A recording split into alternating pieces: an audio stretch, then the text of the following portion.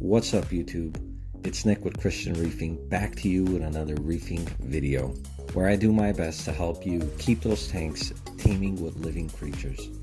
And today's video is centered around some maintenance I do around my fish tank, specifically filter socks. Yep, it's that dreaded day I realized that I'm running on my last filter sock, so I need to get these guys together, go take them to the local washateria and get them nice and clean.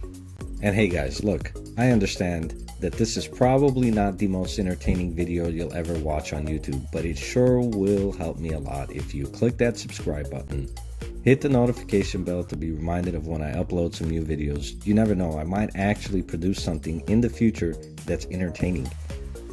But yeah, if you enjoyed this video, give it a thumbs up. Alright guys, so step number one is preparing the washer machine. And whether you're doing this at home or at a washateria, you definitely don't want to skip this step of the process. And the reason for this is that we're trying to remove any residue of soap or detergents that might be left behind in the washer machine. So go ahead and run a dry cycle on warm or hot water. And if I'm doing this at a washateria, I like to just throw in a towel or something, just so that after the cycle is done, nobody comes and takes my machine. Step number two is preparing those filter socks to get washed. Now what I like doing is taking my used filter socks and placing them in a bucket with a lid. Couple reasons for this. Number one, it keeps them moist.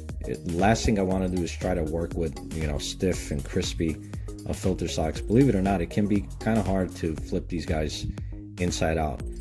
And number two, it keeps the smell from just escaping out of the bucket. And these things can really get stinky after a while. So yeah, place them in a bucket with a lid. You'll be better off. So another thing I like to do is flip my socks inside out. The obvious reason for this is that's where all the nasties reside, so I think it does a better job at cleaning the socks overall.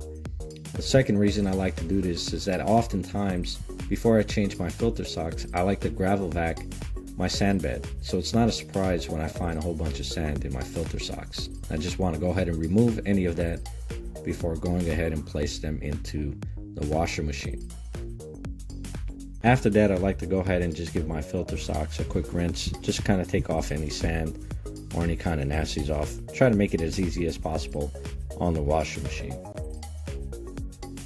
Alright guys, so step number three is washing the filter socks. And this is the easy part. Just go ahead and take your filter socks, toss them into the washer machine, and run a cycle on a hot water setting.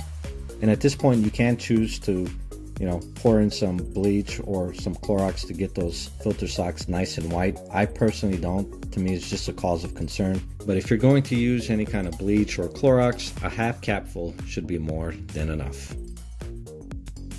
Alright guys, our fourth and final step, and that is drying your filter socks. Go ahead and take your filter socks out of the washer machine and let them sit in the sun and some air for at least 24 hours. This is especially true if you're using bleach or Clorox.